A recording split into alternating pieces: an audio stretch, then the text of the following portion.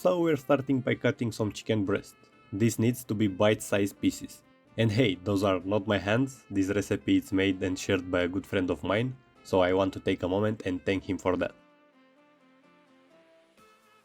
Add your chicken in a bowl with a tablespoon of cornstarch and 1 egg. Give it a good mix and be sure it coats all the chicken in there.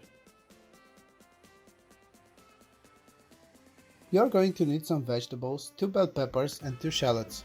You're gonna cut them in bite-sized pieces, but you can cut them smaller if you prefer to. We're going to take the onions and cut them in thin slices. Take a pan and put it on medium heat, and when the oil gets hot, deep fry your chicken. This should be ready when you see the nice crisp and golden color on them. Put them on a kitchen towel to drain the excess oil. Meanwhile, cut a pineapple in half. You need a good knife for this.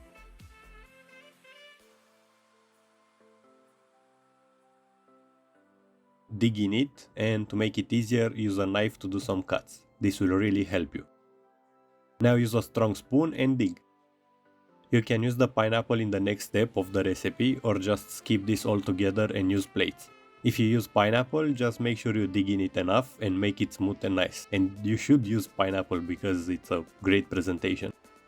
Let's prepare the sauce. We're gonna need cornstarch, sugar, vinegar, ketchup. Yeah, and I know, but you need ketchup.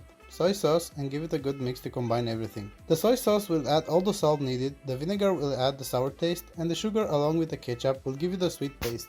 And finish the sauce with some sesame seeds. In a hot pan, add a little bit of oil and add your veggies to it. Let them cook until you start to get some color on them. At this point, add your chicken, pineapple, and the lid from the pineapple can. Then remove the lid and give them a good mix in there.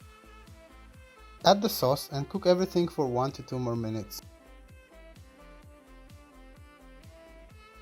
Take some plain rice and add it to the pineapple plate, filling just half of it. In the other half, add your cooked chicken and veggies. Some more sesame seeds, and that's it. Enjoy it with your friends and families.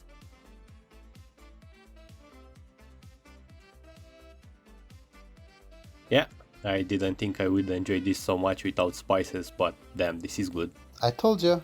I personally think it needs some spice as I love spicy food, but it doesn't need anything else. At first I was scared for the lack of spice in it, there's no salt or anything added, but the sauce coating everything makes it really delicious. But hey, feel free to customize it further with spices. Hope you're gonna enjoy this recipe. Consider leaving a like, subscribe, hit the bell and maybe even a share as I post a new recipe every week, and you should be there to see them. See ya next time!